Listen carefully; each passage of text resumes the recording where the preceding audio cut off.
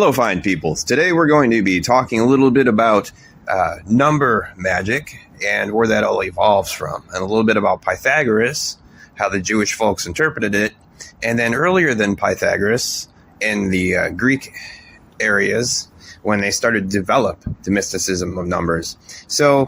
And this is also about the alphabet as well. So I'm pulling this all from a really obscure book that you all should look into, because this is a very intense subject that there's very much to say. Problem with relating this subject is a lot of it is like diagrams and speaking math language, which you can't do so successfully through a YouTube video. Talking like this, if you had it animated on screen, it'd be different. So this is a book that I highly recommend. But we're just going to the very basics, because I'll be talking a bit more about these subjects on the show, obviously. And the reason why it's relevant, and you should listen now, is that I'll phrase it once again, as I phrased it so many times before. The Tree of Life diagram with the 10 spheres and the connecting paths. These are educational the tarot are educational flashcards for that whole system. The tarot trumps are the lines, and the tarot suits, the 1 through 10s and the ace and such, are the 1 through 10, of the spheres. So all of that compacts all of the number magic and all of the ancient magic, astrological magic, all kinds of things, ranging all the way back to Sumer, into Babylon, into Egypt, and the pyramid, mystery lessons, the mystery schools.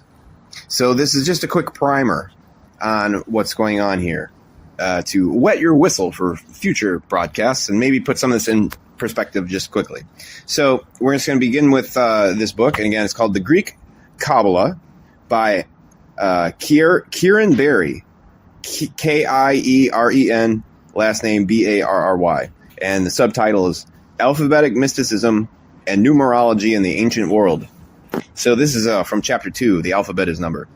By further extending the brilliant idea of the alphabet, the Greeks developed a symbolic system that employed the letters as number symbols.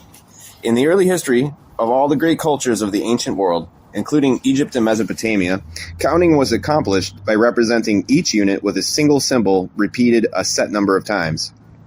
When this limit was reached, that set was replaced by a separate symbol. These symbols were then combined as required to express larger numbers. The division into sets and subsets was usually based on groups of 10 denaries to replicate some counting on one's fingers. Some early Ugaritic, Aramaic, Arabic, and Phoenician inscriptions show numerals by means of such denary symbols. Others spell out the numbers in full. This is true on the Moabite stone, a famous early Semitic inscription from the 9th century before Christ era, commenting the victory of King Moab over the Israelites. Likewise, numerals have always spelled out in full in the Old Testament. Alphabetic numerals were invented by the Greeks, perhaps by the eastern Greek city of Miletus on the coast of modern Turkey, possibly as early as the 8th century BC. The oldest surviving examples have been traced to vase graffiti from the 6th century BC. In ancient Greece, there was in fact two significant types of numeration widely used: the Attic, also known as the Herodianic or Acrophonic, and then the Ionian, also known as the Milesian, Alexandrian, or Alphabetic. The Herodianic system derives its name from the fact that it appears in inscriptions in Athens described by a 2nd century grammatist named Herodianus. It may have developed as early as the 7th century BC, but it is best known in Attica from the middle of the 5th century BC. A single stroke, iota, was repeated for numbers up to 4. Then the letter pi, or penta, 5, was used. At 10, the symbol delta, at the initial letter of deca, 10, was used. Because the system was denary, a new letter was used for each power of 10. Eta, H, for hecaton, 100. Chi, X, for chiloi, 1,000. And mu, M, for myrioi, 10,000. Thus, the number 21,335 would be written as something I can't pronounce. MMXHHH, pyramid, pi. The Greeks also combined these symbols with the letter pi to create new symbols for multiples based on 5. For 50, a tiny pyramid meant 10 was placed inside the pi, 5, or what looks like a pi, for 500, and a small h100 was written inside the, again, looks like a pi. The Herodianic system is also known as the acrophonic. Acro means topmost or upper, and phone means sound, since the letters used to represent numbers are the initial letters or sounds for those numbers. The older and simpler Milesian, or alphabetic system, used every letter in the alphabet to represent a number. It came into a general use during the Alexandrian age and continued beyond the Roman period into the Byzantine era. 3 archaic letters continued to be used with the 24 of the classical Greek alphabet. This gave 27 letters, enough symbols to represent the 9 integers, 9 multiples of 10, and 9 multiples of 100. The innovative idea of using sound symbols to denote numbers was later carried across the Mediterranean during the period that followed the massive conquest of Alexander, known as the Hellenistic Age, from 338 to 30 BC. In Egypt, it seems to have been adopted officially as at Alexandria during the reign of Ptolemy Philadelphus from 246 to 221 BC. The Milesian numerical system replaced all others in the lands of the Middle East during the centuries of Greek rule that followed the Macedonian conquest. Egyptians, Persians, Phoenicians, Arabs, and Jews all eventually adopted the Greek system of using letters as numerals. So this is the beginning here of the whole thing. In addition to the acrophonic and alphabetic systems, a third form of numeration should also be mentioned. This uses the letters of the alphabet as the ordinal numerals 1 to 24, A equals 1, B equals 2, and so on, up to looks like the infinity symbol at 24. This system was used in manuscripts to enumerate chapter numbers, as instanced, for example, in Aristotle's Metaphysics. This can also be seen on coins from Athens and Ptolemaic Egypt. The satirist Lucian tells how letters of the alphabet were used in similar fashion as lots at the Olympic Games, where competitors drew letters to determine their opponents and the order of their matches. The use of the Greek alphabetic system of numerals endowed every word written in the ancient alphabets, such as Greek, Arabic, and Hebrew, with a numerical significance, since each of the letters could be added up to form a single number. The Greeks called this phenomenon isosephos. Iso means equal, and sephos means pebble, since it was common practice among the early Greeks to use patterns of pebbles or stones to learn arithmetic. Another word for pebbles, calculi, is the origin of our word calculate and calculus. A system of numerical word measures appears to have existed among the Babylonians as well. A single example occurs during the reign of Sargon II, from 727 to 707 BC, and an inscription on a clay tablet stating that the king built the wall of Khorsabad, equivalent to the value of his name, Dur-Sharakan, calculated as 16,283 cubits. The use of isosophy was widespread in the writings of magicians and by the interpreters of dreams in the Hellenistic age, when tradition held that Pythagoras had used isophagy for the purposes of divination. Under the Roman Empire, the more cumbersome system of Roman numerals, which was similar to the Herodianic system, became widespread. The numerical ciphers D, M, C, and L used by the Romans were probably all derived from the early Greek letter forms. The use of Roman numerals was eventually replaced by the so-called Arabic numerals we now use. Arabic numerals are, in fact, letters belonging to an Indian alphabet brought to Spain by Arabs under Islam in the 12th to 13th centuries Christ era. From Spain, their use spread into Europe. Our numeral 5 is actually the Indo-Bactrian letter P. Indo-Bactrian. The initial letter of Sanskrit Panchen, or 5, Greek Penta. Our numeral 4 is the letter CH, the initial letter of Sanskrit, Shatur. 7 is the letter S, the initial letter of Sopton, 7. Thus evolved the present separation between our alphabetic signs and our numerals. Our numerals were originally letters of an obscure Indo-Bactrian alphabet introduced to India 2,400 years ago by the conquest of the Persian king Darius. So that's an interesting start. So now a little bit about Pythagoras. So with all this mysticism and such kind of forming, here comes Pythagoras about the same time of the Buddha. He lived around that era. So enter Pythagoras, the son of a stonecutter from the island of Samos, who lived around 580 to 500 BC. Pythagoras was the first recorded figure in history to elevate numbers into the sphere of philosophy and religion.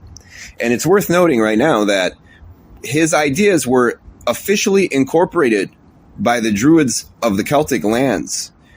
And the doctrines of Pythagoras became the official doctrines of the historical Druids. So while we don't really know much about the Druids for sure, other than Roman propaganda and what insular Celtic literature tells us through the stories, we know about the mistletoe thing, which we don't even know if that's true or not. And we know other stuff, but if you want to know what the Druids were really about, you have to study Pythagoras because it's the one historically verifiable thing you can actually trust. So continuing on, we also see the numbers of Pythagoras in martial arts because the Druidic folks supposedly were like a outgrowth of the Indo-European region in earlier in human history, and this is also where the Vedic culture came from, and there's lots of parallels there. And then from the Vedic culture, traveling into the East, slowly formed up and then linked to martial arts mysticism. So the Pythagorean number philosophy that we're going to describe here, it's relevant to the Druids, it's relevant to Buddhism, it's relevant to the ninjutsu in Ninpo, it's relevant to the Musha Shugyo of all warriors. It's absolutely relevant because it is the tarot. This is the when you take away the tarot trumps and you just go for the actual blueprint, the polarizations laid out, that the 1 through 10 of cups or wands or etc. would describe. This is all based on Pythagoras.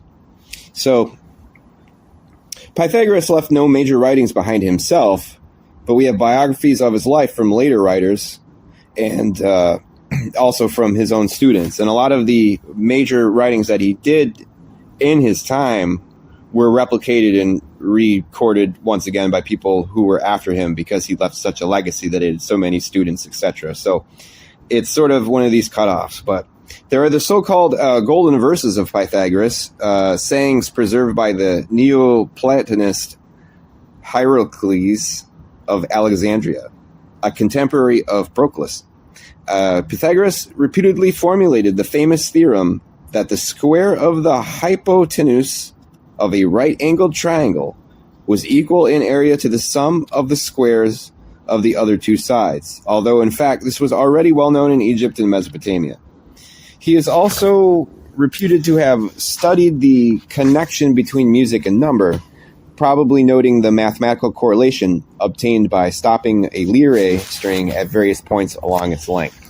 From this and other observations of the sacred geometry to be found in nature, and probably influenced by the importance of sacred numbers and Orphic mysticism, Pythagoras developed the idea that numbers were the key to the nature of the universe. And it is from this sacred geometry exploration that later on we get the Freemasons, because the Freemasons, their whole thing is putting these sacred geometry things inside all the buildings they were creating and the different things they were doing. So again, he's tied to them as well. So he is quoted in his biography by Iamblichus as having laid down in his sacred discourse that, quote unquote, number is the ruler of forms and ideas and the cause of gods and demons. The teachings of Pythagoras drew a large following in the Greek colony of Croton in southern Italy, where he went to live. Here, a kind of Freemasonry evolved among its aristocracy, a fraternity with Pythagoras as its master.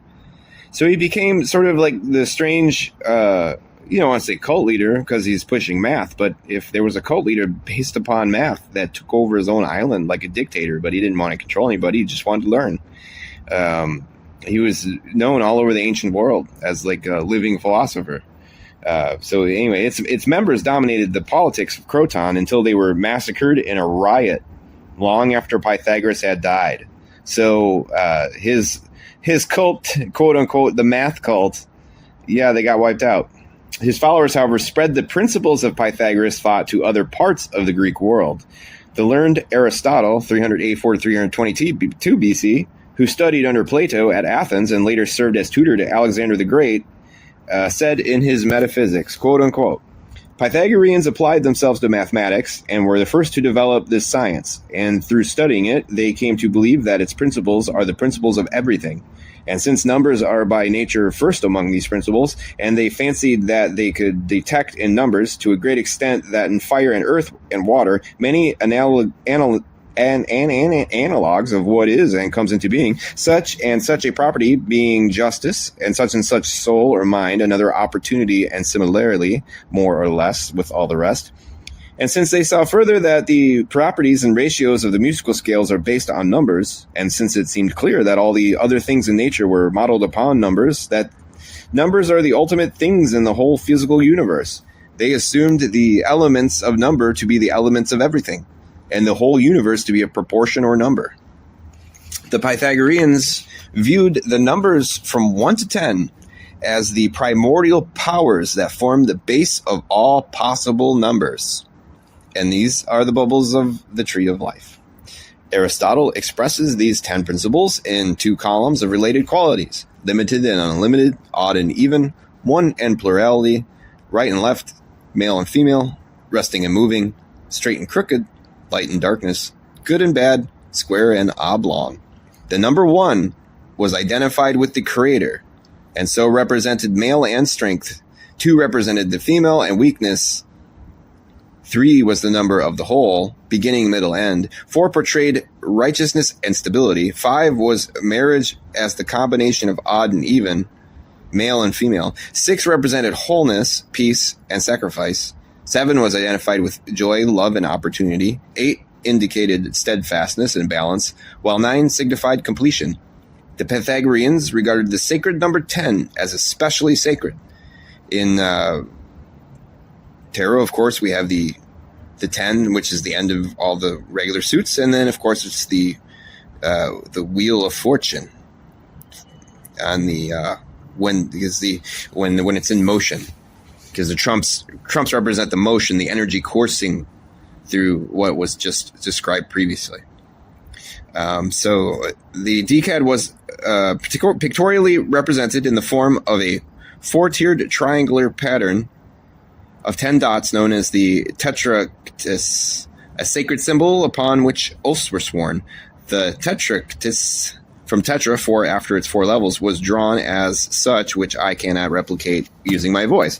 The triangular representation of the decad in the tetractys probably had its origins in the arrangements of pebbles used to study mathematics, as well as in the fact that the first letter in the Greek word for the decad was itself a triangle and was used in the Herodianic numerical system as a symbol for the number 10. The study of the mystical properties of the numbers in the decad became a separate branch of arithmetic, known to the Greeks as arithmology.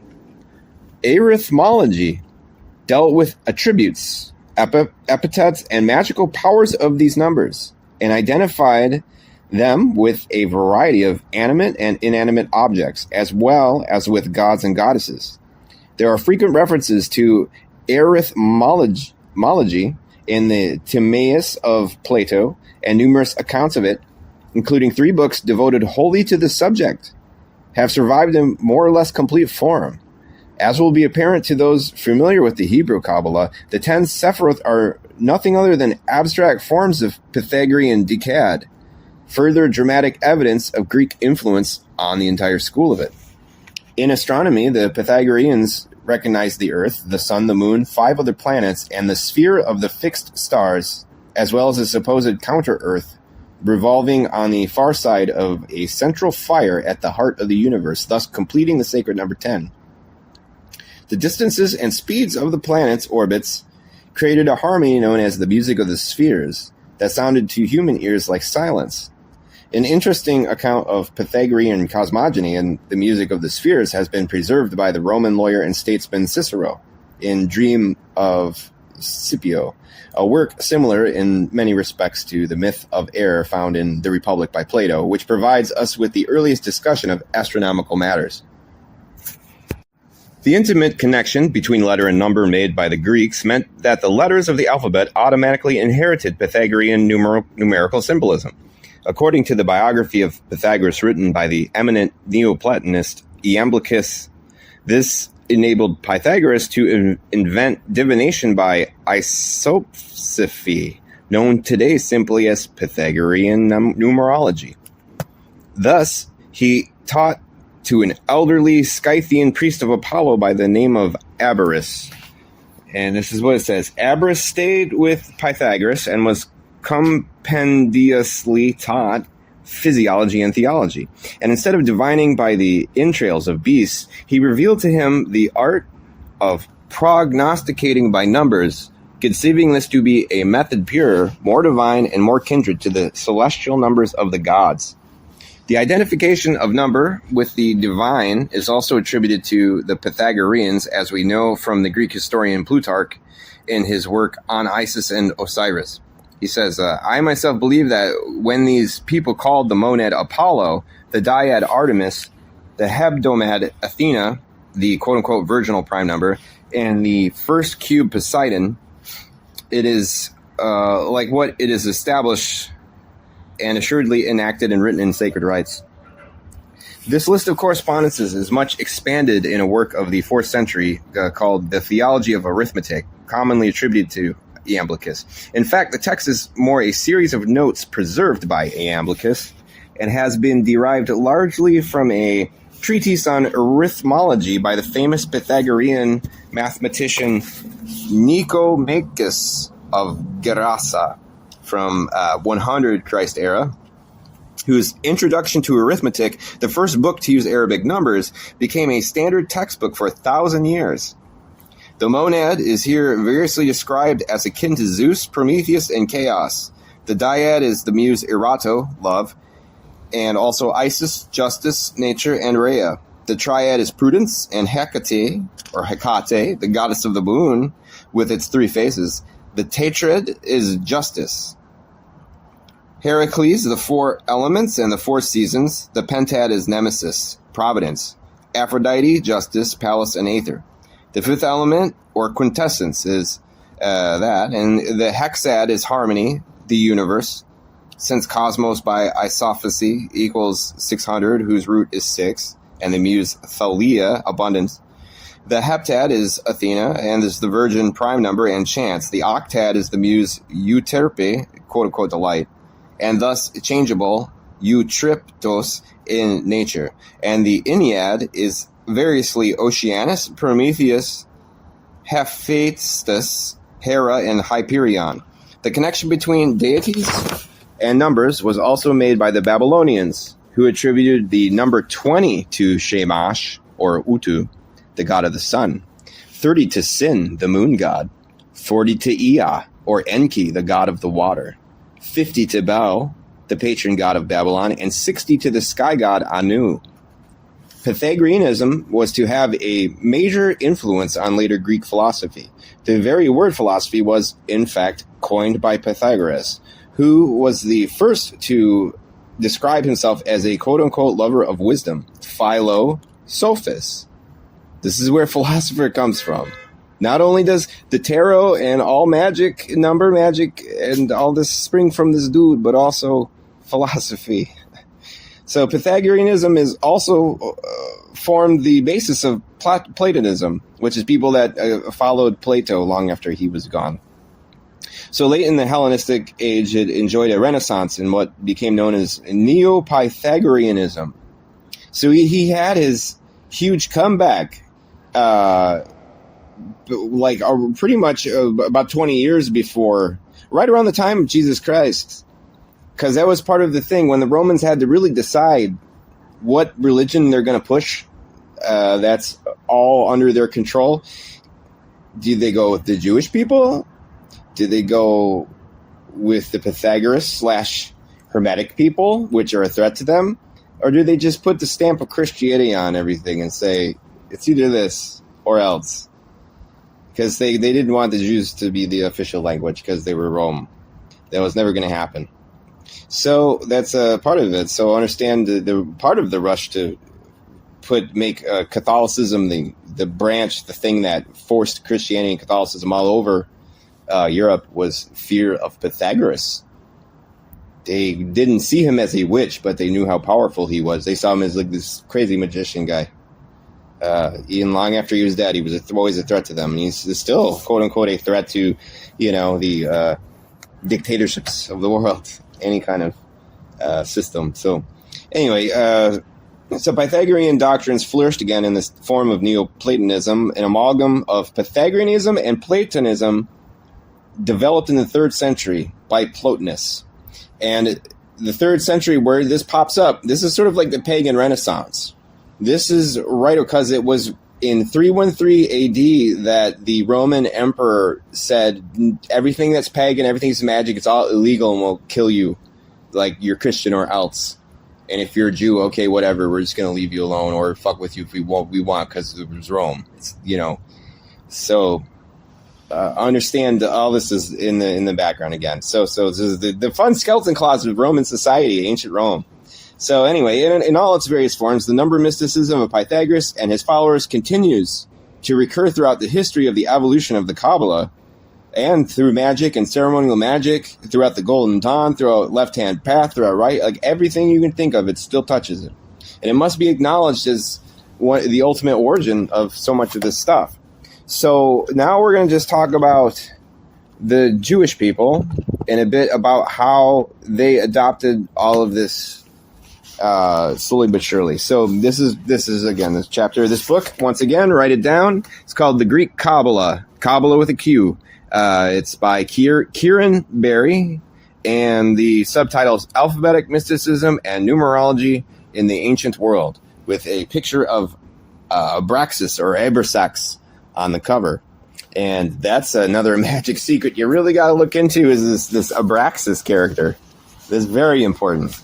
So to continue, Greek culture and Greek thought had a huge impact on their counterparts in the Near East after the invasion of the Persian Empire by Alexander of Macedon in 334 BC. Alexander and his Greco-Macedonian army conquered Asia Minor, Syria, Judah, Egypt, Babylonia, Persia, Bactria, and parts of India, making Alexander ruler of the largest kingdom the world had ever known. Common Greek, or Koine, quickly became the lingua franca spoken throughout the lands of the Alexandrian Empire. In 332 BC, Alexander conquered Judah, which became known in Greek as Judea, the land of the Jews. A succession of Hellenistic dynasties ruled Judea until 152 BC, when religiously motivated armed resistance led by the Maccabees, or Hammers, led to the establishment of a semi-independent state. This was conquered a century later by the Romans, who installed the hated Herod as ruler on their behalf. So Herod was like the puppet dictator of the Roman occupation. So under Macedonian rule, the Jews also adopted the Greek alphabetic system of numeration, which soon became well established in Judea. So Jewish use of the alphabet for numbers is first found on coins of the Maccabean period, 2nd century BC, and the system was apparently introduced even in the temple itself, where Greek letters were also used to indicate numbers. It is therefore surprising to note that many writers persist in the misconception that alphabetic numerals were first invented by the Jews, when, in fact, they were half a millennium behind the Greeks in using such a system. Because the number 15 in Hebrew would appear as IH, the first two letters in the IHVH, or Jehovah, the number 15 was instead written as 9 and 6. It has been suggested that the early depiction of the number 4 among the Romans as 1, 2, 3, like looks like 4 pillars, rather than a pillar and then the 5, the Allah, you know what I'm talking about, was similarly just because this formed the first two letters of their supreme deity, Jupiter. So they didn't want to. They messed up all this stuff because they didn't want to force this Jewish magic onto Jupiter. The influence of Greek and Hellenistic thought naturally increased as the lands conquered by Alexander were enveloped by Greek customs, Greek ideas, and Greek language. This is evident early on in Judaism. Even the word synagogue is Greek. In Alexandria, the great Egyptian city on the Nile Delta that Alexander founded and gave his own name, there were more Jews than in Jerusalem itself. It was in Alexandria in the 3rd century BC that the most important books of Judaism were translated into Greek and became known as the Septuagint, the 70. This name is derived from the story that Ptolemy delegated the task to 72 separate translators, 6 from each of the 12 tribes. After 72 days, the story goes, each of them independently came up with identical translations. This legend is useful in illustrating the belief in divine inspiration behind each letter and word of these holy books. Until the 4th century Christ era, the Septuagint was also used by the early Christian church as its only version of the Old Testament. This Jewish diaspora was accelerated by the second failed Jewish revolt in 132-135 AD, after which the irritated Emperor Hadrian expelled all Jews from Jerusalem on pain of death, renaming the now Gentile city Aelia Capitolina. Numerous sects and schools arose from the mixture of cultures in Alexandria during this syncretic era of Greco-Roman rule. Among their teachings early in the current era can be discerned the origins of the Hebrew Kabbalah, resulting from a merger of Hebrew mysticism and Greek Neoplatonism. The latter, it will be remembered, itself derived from a mixture of Platonism and Pythagoreanism. Generally considered influential in this development are the works of the Hellenistic Jewish philosopher and theologian Philo Judaeus, and he was around 30 BC to like 45 AD, who was the leader of a large Jewish community at Alexandria in Egypt.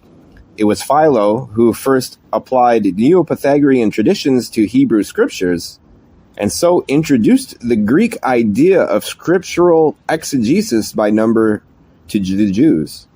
There are numerous references in his writings that show he was acquainted with works on arithmology circulating in Alexandria at the time.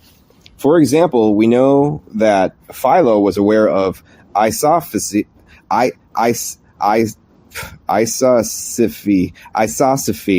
from his commentary on Genesis 17:15, in which he mentions the popular story that the name of Abraham's half-sister and incestuous wife, Sarah, was changed to Sarah because in Greek the letter RHO equal to 100 alluded to the old age to which she lived. Over 3 centuries later, the learned Jerome, from 342 to 420 AD, also mentions the story in his own Hebrew Questions on Genesis, pointing out the error inherent in it. As mentioned earlier, the Jews eventually began to use isosophy as a technique for interpreting the Torah, but called it by the name gematria, a word that derived from Greek geometria or geometry. Examples of gematria first appear in rabbinic literature in the 2nd century AD. Against this date, it is important to note that most of the Old Testament's texts date from the Persian period, between the exile to Babylon following the sack of Jerusalem in 587 BC to its conquest by Alexander in 332 BC. Even the oldest books, including the 5-volume Pentateuch, attributed to Moses, Genesis, Exodus, Leviticus, Numbers, and Deuteronomy, show traces of major revision during this period. Of the large numbers of Hebrew sacred writings, the canon of books that were eventually selected for the Hebrew Bible, or Old Testament, as the Christians later called it, was only established after the fall of Jerusalem to the Romans in 70 AD by surviving rabbis at Jamnia who were anxious to preserve their religion from the catastrophe of the failed Jewish revolt. Since even the latest texts taken in the Hebrew Bible date from the 3rd to 2nd centuries BC, which predates the Jewish use of Alexandrian alphabetic numbers, there are no examples of deliberate Hebrew gematria in the Old Testament, although subsequent Kabbalists have endeavored to interpret Old Testament scriptures in this light. However, the above references from Philo and Jerome are evidence of the application of Greek isosophy as early as the 1st century Christ era in analysis of Old Testament writings in their Septuagint translation by the Greek-speaking Jews of Alexandria. For those in Judea, the everyday language was Aramaic. We have already seen how at this time, Justin Martyr, in his Apologia, was also influenced by the Greek text of the Septuagint version to connect the sign semeion of Numbers 21:9 with the cross-shaped chi of Plato's Timaeus. Further instances recorded by Irenaeus show that by the 2nd century Christ era, the many Hebrew names of God, by virtue of their translation into Greek, were being subjected to the principles of Greek Kabbalistic exegesis, which in each letter had a meaning. Adonai, or Adonai, sometimes means unnameable or admirable, and sometimes with a double delta and an aspiration. Hadonai, it means he who separates the earth from the water so that the water cannot rise up against it. Similarly, Sabaoth with omega in the last syllable means voluntary, while the Omicron, it means first heaven. Just so, Aoith with omega means fixed measure, while with Omicron, it means he who puts evils to flight. It is therefore apparent that the translation of the holy books of Judaism into Greek was a watershed in the development of the Hebrew Kabbalah, since it naturally exposed these texts to the applications of Hellenistic alphabetical symbolism and isopsephy for the first time. Before then, no such practice existed, and even could have existed, since alphabetic numerals were unknown to the Jews. One such allegation of the existence of Hebrew Kabbalah in the Old Testament was that the 318 men mentioned in Genesis 14:14 was a gematria reference to Abraham's servant Eliezer, whose name in Hebrew was equivalent to 318. The late Gershom Shalom, among the leading authorities in the world on the history of the Hebrew Kabbalah, acknowledged that this suggestion may have been a rabbinic response to the earlier Christian interpretation of this passage found in the Epistle of Barnabas quoted earlier, in which Greek Kabbalah was used to support 318 as a reference to Jesus.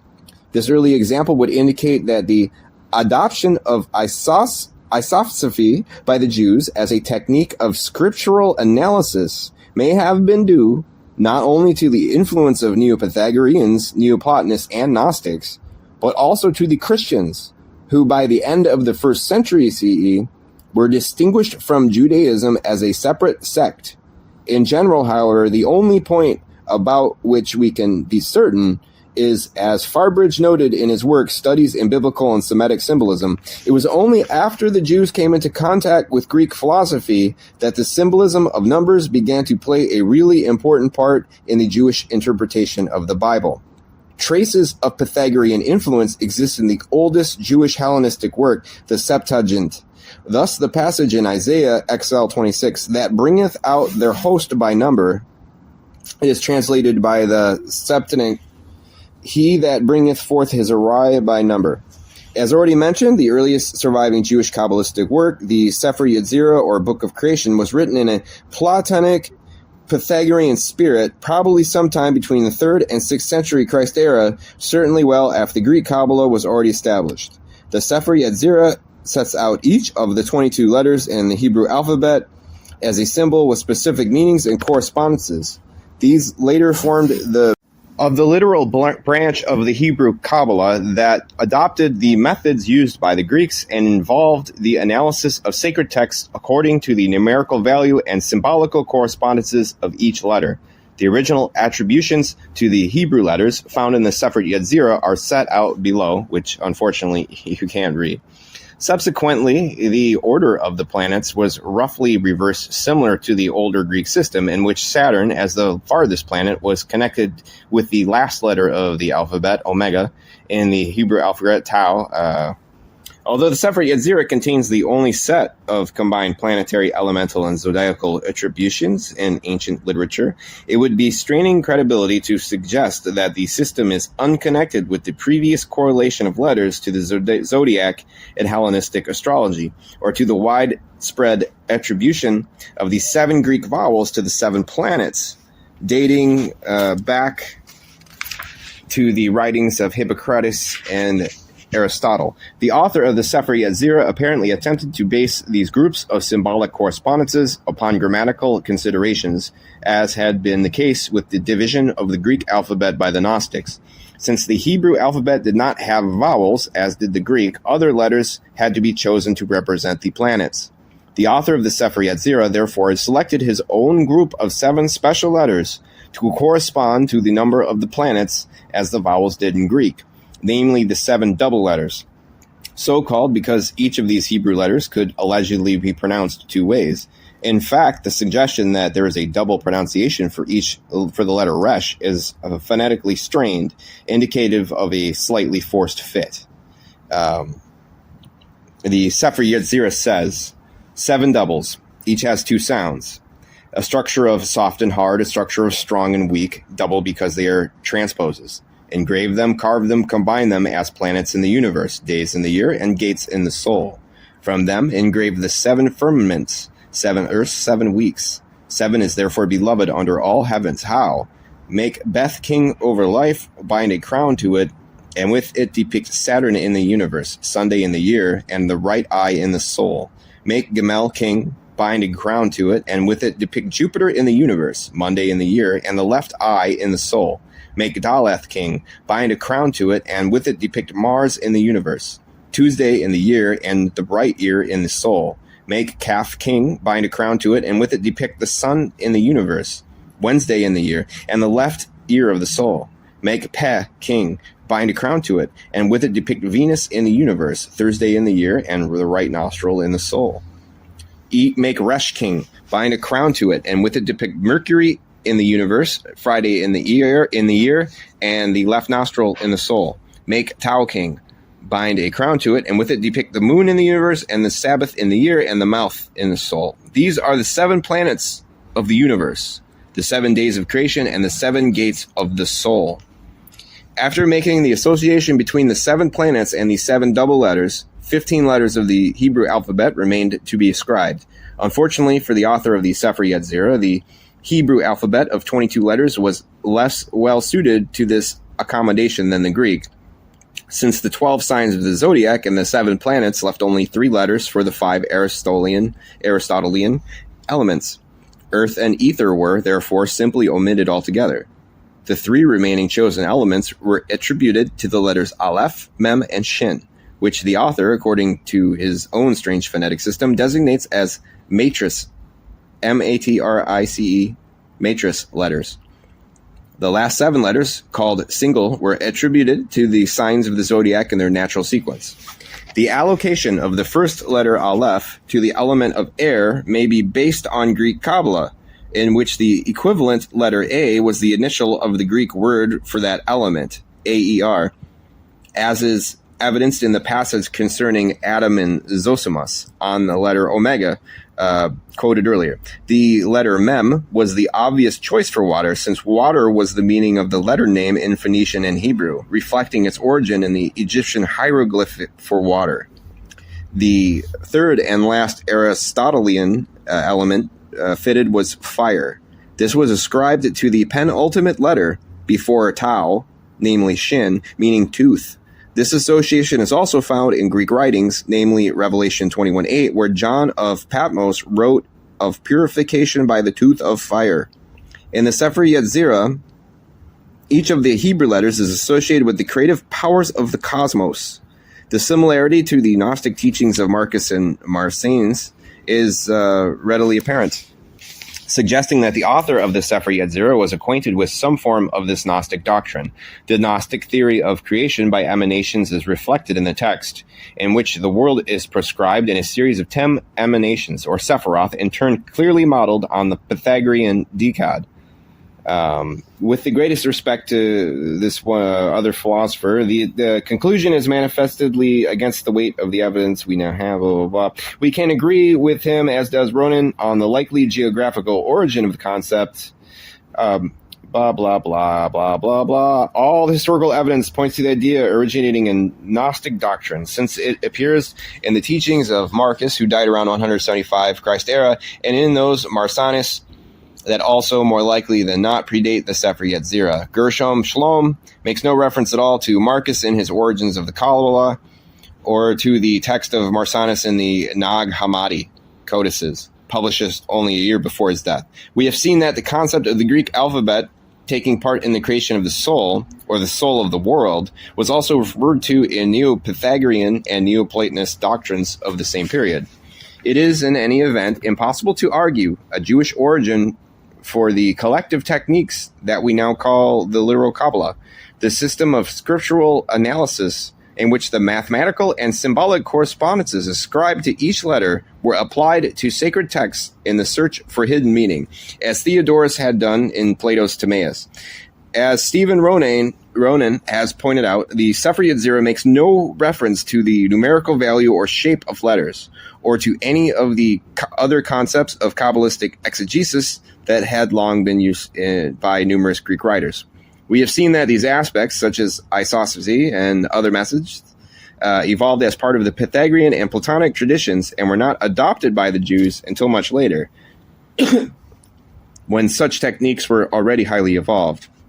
The alphabetical symbolism and associated pseudo-grammatical division of the alphabet that appear in the Sefer Yetzirah are also Greek concepts that were already well developed as early as the Hellenistic age. Considering all the evidence, there is nothing to support Shalom's attempt to split off the particular concept of the alphabet's creative role in the Sefer Yetzirah from the acknowledged Greek influences in the rest of the work. Indeed, in the Encyclopedia Judica, for which he wrote a detailed discussion of the Jewish literary evidence on the point, Sholem simply concluded that the Sefer Yetzirah was written by a devout Jew endeavoring to Judaize non-Jewish Gnostic or Pythagorean speculations that suited his spirit. A further technique of Hebrew Kabbalah was Temura. This involved substituting some letters for others according to various set systems of pairs until hopefully a recognizable new word was created. For example, one of these systems, called Athbash, is so called because it involved taking each word and changing the first letter of the alphabet to the last, and the second to the penultimate, and so on. Thus, under the system, the word Sheshach in Hebrew scripture becomes Babel, and therefore allegedly a hidden reference to Babylon. This system was almost certainly developed by the Jews, since it was unlikely to reproduce any meaningful word in Greek due to the use of vowels in that language. The pairing of letters in Temura does, however, reflect the earlier allocation of pairs of Greek letters to parts of the body by the Gnostics, Marcus, and to signs of the zodiac by Hellenistic astrologers, as recorded by Vitius Valens.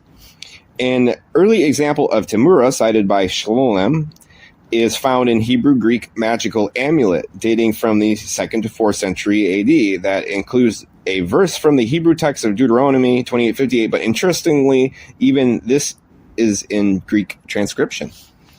In summary, the historical evidence shows that the earliest manifestation of the literal Hebrew Kabbalah, the set of correspondences seen in the Sefer Yetzirah, was not a new idea, but at best an adaptation of the Hebrew alphabet of existing Greek Kabbalistic practice already many centuries old. The Greeks, who loved to play with words, in addition to being the first to ascribe their letters to the constellations, zodiac planets, and elements, and to create extensive alphabetic symbolism and correspondences, were also responsible for the development of other aspects of the literal Kabbalah later used by the Jews, such as Kabbalistic exegesis, alphabetic numerals, isopsephy, noter ichan, and Pythagoras or Ekbekir. This last fact has been too often ignored by Hebrew Kabbalists, both ancient and modern, who unfortunately have been generally unaware of their historical debt to the Greeks. Greek Kabbalists such as Marcus, Marsanus, and Theodorus knew and used an entire coherent system of Greek alphabetical symbolism and exegesis, and made no mention whatsoever of any similar system of Hebrew Kabbalah. Indeed, there is no evidence that one even existed at that time. The Kabbalist school of Judaism really has its beginnings over a millennium later, emerging suddenly in the 13th century in southern France and Spain. The doctrines of the Jewish Kabbalah can be found in the major 13th century collection of related writings known as the Zohar. It claims, however, to derive its inheritance from the earlier texts, including the Sefer Yetzirah, and from other literature of Jewish Gnosticism. This included speculations of Merkabah mysticism, Merkabah being the name of the divine chariot or throne appearing in 1 Ezekiel, in which the ecstatic visionary rose through the regions of the seven palaces or heavens, Hekthaloth, to arrive at the throne of God, clearly similar to the ascent journeys described in Gnostic texts and the Greek magical papyri.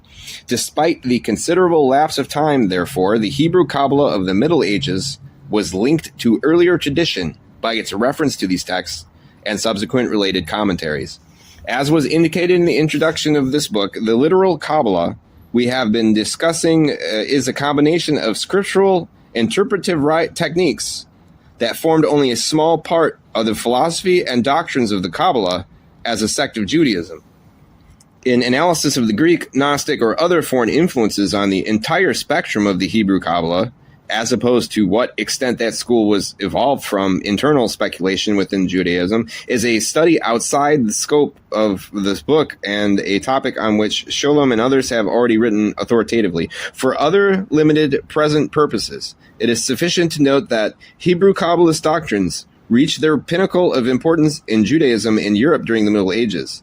Consequently, they have had a huge influence on Western magical tradition, which drew heavily on Jewish esoteric lore and as a source for the inner gnosis of Orthodox Christian thought. So there you have it. That's a lot to take in. But again, the book is called The Greek Kabbalah, Alphabetic Mysticism and Numerology in the Ancient World by Kieran Berry.